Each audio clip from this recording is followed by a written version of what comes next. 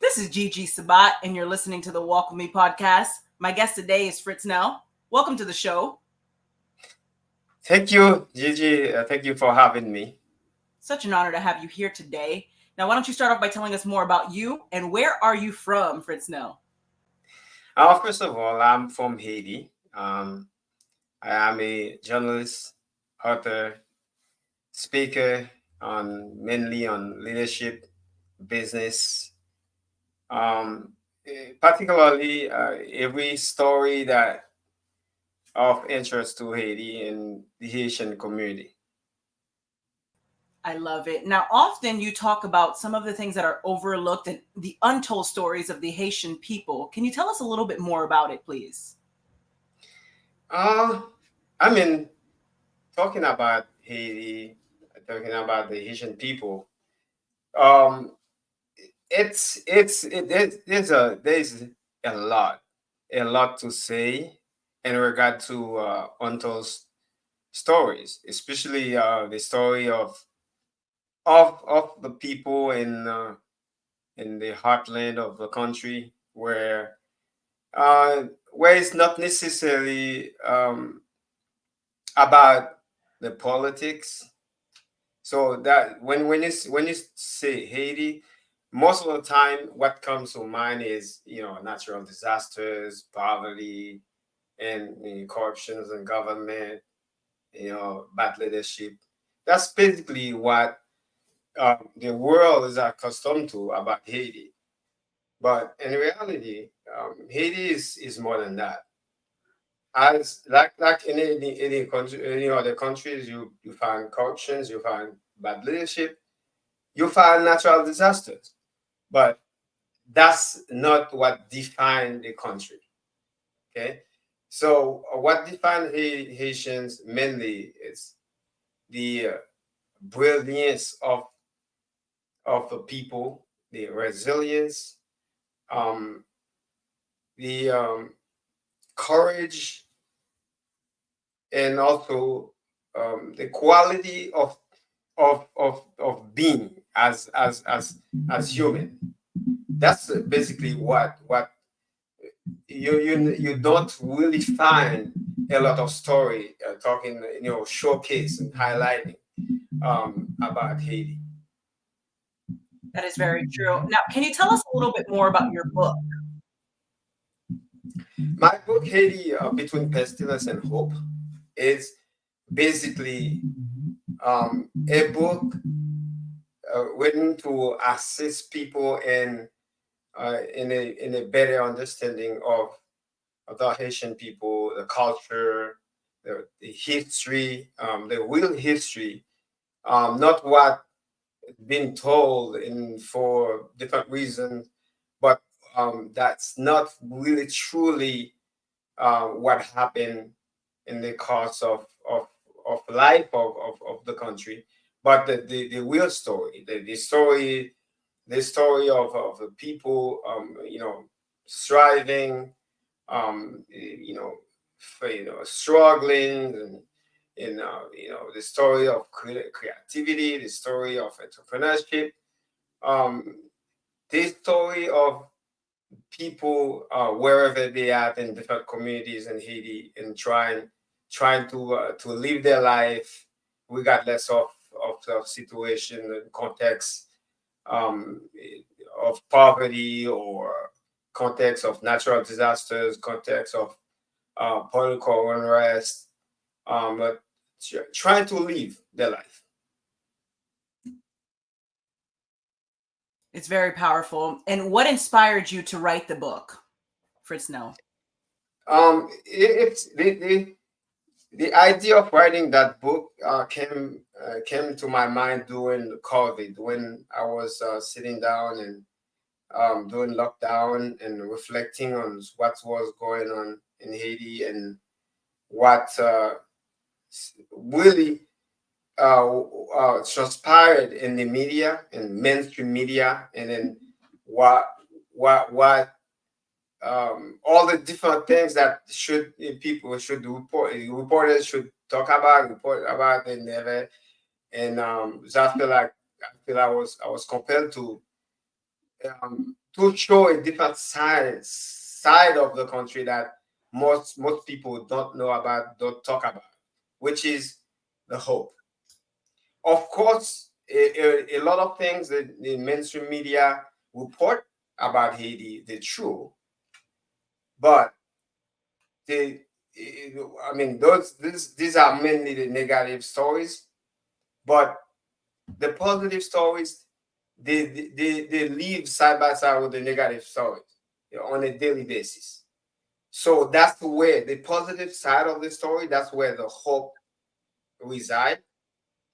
And so I felt like, okay, so there is a way to present the story for the world to understand that even though we have all these problems, we have all these issues, though for decades, but there's still hope if there is a will to really work, to for different people, different professionals, different people, different background, to work together in collaboration. So to use all this potential, all this strength around the country, and as it make construct a synergy, so that with the construction of that synergy, and thing will change. That's basically what I really spent some time in reflecting on, and then in writing this book, to show the world that there's hope, but the hope, it's not just a concept, and it's not just a word, but different aspects of the reality, really showcase that hope. That's very true. And for those of you that are listening in, we do have Fritznel's book pulled up here. It's Haiti Between Pestilence and Hope by Fritznel. And Fritznel, thank you for sharing that with us today. Now, when you and I spoke recently, we spoke about things that Haitians may do a bit differently. Can you tell us a little bit more about the things that folks may do differently that are Haitians? Uh, so, I mean, we thought, if I mean, we can take anything. So let's say, or we see, look at education. Okay. So in the Haitian mind, so education may not mean same as, let's say, if you take an American, so you take a Canadian, or French. So the concept education may not mean the same thing, it's meant for them, for Haitian. So I remember when I was a kid. So anytime my parents talk about, you guys need to focus on school, but then they have a plan in mind. They like, okay, so you better be a doctor, or you are an agronomist, or you better be a lawyer, and that's it. So they don't see, they don't look at it in terms of whatever, like social education, like, maybe trades, maybe technical. They don't look at it like that way. So education for them is straight, like formal educations, and a profession. So that comes with prestige. That's it. Other than that, so to them, you're not educated. So that's just one thing, one aspect, and we can take our food, like the way we cook our food, for example. So if we cook our meat, so it better be well cooked, well done. It's like boil for. There's some people boil their meat for hours before they prepare it. Whether they're doing curry meat, or they're doing the sauce with the meat. So it doesn't matter, but it's boiled for hours. You know, so most of the cultures, that's not the way they do it.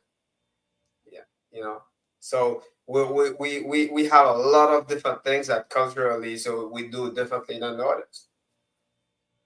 That's very true. Now, oftentimes folks may wonder why on earth they receive a card from, maybe it's a Haitian, with the money in the card. Can you explain why that may be, Fritz? No. You mean you said the money in the card? Yes. Do you mean? A birthday card, for example. Oh, okay, okay, okay, okay. Yes.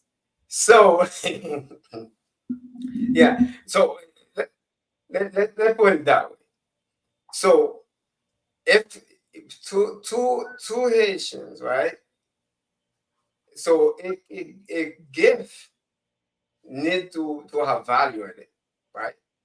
So money, it's probably one of the main things that show value to them.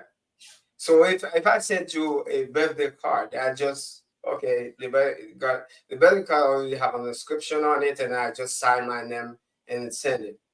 So to you, in my mind, you may not value it that much, but if I put $50 inside of the card and put it in an envelope and send to you, and when you open it, the first thing you will see is the $50. And then in my perception, I say, okay, you will value it because the money with the number on it means something. So that's how we do things. So we put a number, we put a value, so as a symbol that people would appreciate. That's very true and a very powerful statement. Thank you, Fritz. Now let's talk a little bit more about servant leadership. Tell us a little bit more about it. And what does servant leadership mean to you? Um, to me, a servant leader is someone that basically put him or herself at the service of whoever he's or she's leading. So before you see yourself, you see the people, you see the community, you see whoever. You can be a leader of an organization, leader of a church, leader of a business, a leader of a community you're serving. So you see what they need before you see anything that benefits yourself. So if you put them first, though, you will be a good servant. But then if everything is what is in there for me before I think about what I do for whoever I'm leading, so then now you're not a servant leader. There's no servant leadership in what you do. That's very true. Now, Fritz, now what gives you the most joy? The most joy for me first is when I feel like my relationship with God is up to par. And then I go to my family. So I'm looking at my kids, they're happy. I look at my wife. She feel like I'm doing a good job and taking care of the family, providing enough love to her, to my kids, to my surrounding. So that make me happy. And also, in third, that will be serving community, the community I'm belong to, the community I'm a part of. So serving them, giving me a lot of joy. I love it. Now, Fritz, now what is your best advice to the audience for walking with purpose and living a life of happiness? I like the theme of your podcast, working with me. So, and I watched a few episodes. I felt like, yeah, I got to work with Gigi. Yes, because this is everything I do. I feel like I should do it based on the purpose. So to me, life have no sense if if you have no purpose. You don't know what your purpose is. There's nothing better than a driven purpose. So everything I try to do, I I always ask myself this first question: why am I doing this? Why? What is the reason behind what I'm doing? If I don't have a reason for it, so I feel like, okay, no, I shouldn't be doing that then. Is there because no reason, no purpose, no need to do it. So that's basically what working with purpose means for me. So everything I do, I ask the first question, why? When I know my why, and then I know that I'll put my best effort for to accomplish, the best I could. I love it. Very powerful. You said everything you do it based on a purpose. I'll say it again. Everything you do it based on a purpose. Purpose truly Yes, matters. Now, Fritznel, where can the audience find you? I'm everywhere. Social media. You mean LinkedIn.